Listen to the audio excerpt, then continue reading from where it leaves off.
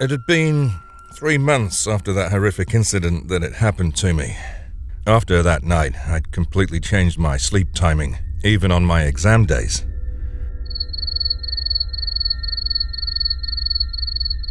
Sometimes it strikes my mind and makes me more vulnerable, and wakes me up in the middle of my sleep. It was around 5th, 6th of December 2019 when my third semester exams were going on those days. I used to live in my college hostel with one more roommate, and my room was situated at the end of the floor. That day, I decided to skip going to the library and just study in my room. I had a habit of studying late at night to complete my syllabus. It was around 3 a.m. on the clock when I completed a bit more work and was tired. Hence, I just decided to go to sleep. I was alone in the room. My roommate had gone to a group study in the library, so I just switched off my light.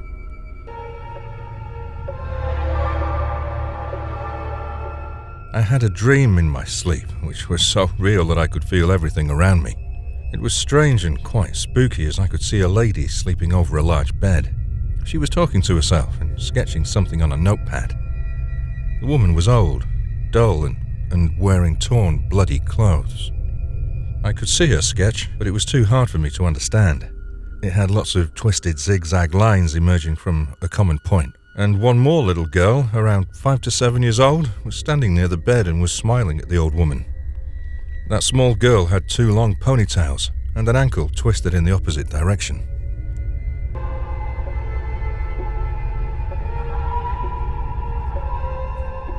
All of a sudden, the old lady, she stopped her sketch, and as soon as she stopped, the small girl immediately disappeared. There was blood all around the room, and she started yelling in my direction.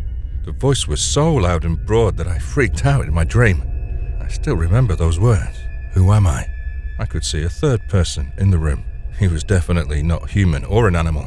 Something completely different and out of this world. The entity had a face of a human but covered with dark, black and bloody red stripes. It had curly hair. Its eyes were completely white and its teeth were long and sharp, just like a shark. Watching everything, this scary scene and hearing breathtaking voices and faces, I really wanted to open my eyes and wake up from my dream. I literally felt my soul trapped in some place. I was trying so hard to open my eyes, but something strange was pulling me toward it. The force was so hard that it was impossible to come out of the dream. My eyes, they became so heavy. Suddenly, something happened. My eyes opened suddenly and I started sweating and shivering. My body felt light, and I couldn't breathe comfortably. It was 4:30 in the morning. I got completely scared and was so alone in the room. After a while, I tried to go for a toilet break and to wash my face. While washing my face, I saw my eyes were red. I got really scared. I could barely sleep that night. In the morning, I shared my experience with my close friends. I tried to search to find something about my dream on the internet, but I knew nothing would come my way. But I still tried.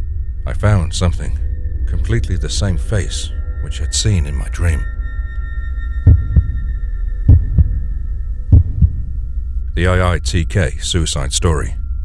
I'm telling a real famous horror story at IIT Kanpur. This is quite a famous incident here.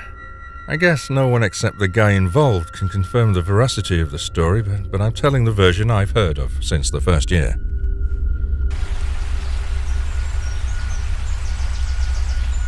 On our campus, there's a major faculty building which comprises 6 stories, and owing to the supposedly morbid faculty offices, the building has an eerie feel to it. There have been incidents of people committing suicide from the terrace of the building, but I don't have any proof of it. With this bit of context, let's go to the story.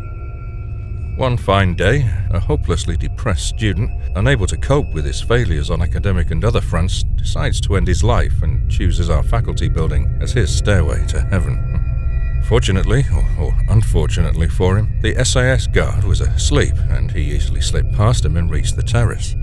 Just as he mustered the courage to climb the grille, separating him from the free fall that was about to transpire, he heard a voice from behind. Apparently, this was a senior who had frequently been visiting this place at night for solace.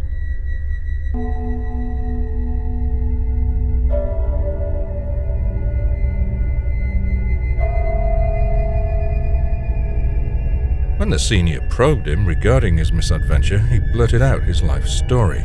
The senior was visibly pissed, but realizing this kid's agony, he tried to calm him down. From what I've heard, he used all the cliches relevant in such scenarios such as, what about your parents, your dreams, your cowardice, manliness, and God knows what else. An eternity and some expletives later, this junior realized his folly and vowed to turn his life around, thanked the senior, and then retraced his steps. On his way out, he was stopped by the SIS guard who had finally woken up from his slumber. When asked about the purpose of his visit, he narrated the event, leaving the suicide bit but mentioning the presence of a senior there. The guard was stunned at the revelation. He went upstairs to check along with this guy, but there was no one to be found. They returned downstairs. The SIS guard went to an office and picked some photographs from a stash and showed them to this guy. One face resembled the senior this guy had just met. He pointed to it. On seeing the picture, the guard's face lost all color. He revealed that this was a photograph of a student who committed suicide by jumping off the terrace of the same building a few years back.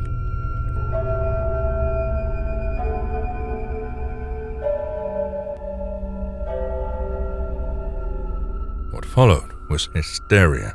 The guy could never bring himself to end his life again, and I guess that was a turnaround.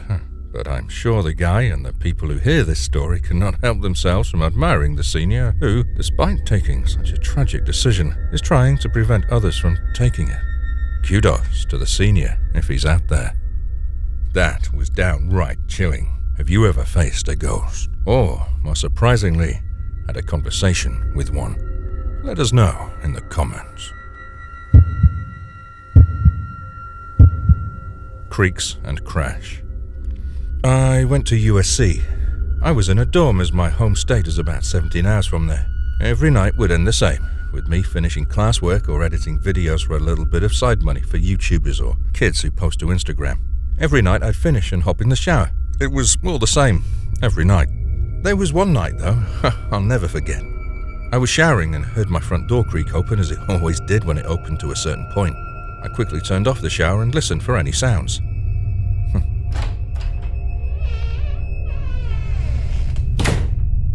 Not a sound. I had my phone on the sink, and I decided the best thing to do was call one of my buddies. I called him and he answered. He sounded very sluggish and like he didn't want to go anywhere, but as soon as I told him what I heard, it was almost like you could hear his eyes open over the phone. He put his phone down, got his clothes on, returned to the phone, and started talking to me. Then I heard a loud crash of what sounded like a piece of metal. This was weird to me as I didn't have very many things in my dorm that were made of metal. My friend asked me what had happened, and I told him I had no clue. I heard his front door open over the phone, and then he said he's right up. I heard loud footsteps coming down the hallway that sounded like a jog. I quickly dried off, threw my clothes on, and received a text from my friend. He said, "I'm outside your door. It's wide open, and I can hear heavy breathing." I replied, "Throw the door open, and I'll come out as I hear the door hit." I prepared myself by the door handle to be sure I'd do as I told him. I heard the door hit the wall, and I threw the door open. I saw nothing. My friend looked at me and then looked around the room. The room was untouched. We looked around the room but found nothing. With both our eyes still wide open, we walked down to his room for the night, and I decided to sleep there. We woke up the next morning and went to check my room just one more time. When we opened the door this time, my pillows and blankets were thrown across the floor. We picked up the blankets and pillows before noticing that there were scratches on the wall that had never been there before. We got campus security, and they checked our room and figured we were just messing with them and saying we'd need to pay for the damages. Luckily, my friend and I had talked him into believing us, and he called some local ghost hunters. Nothing about them was professional, and they found no evidence. Me and my friend, to this day, never forget what happened in my dorm room, 327 at USC. Whoa, don't know how to wrap this around my head. I know you couldn't resist listening to all these stories. But all I want to say is that before you go to sleep, look under your bed.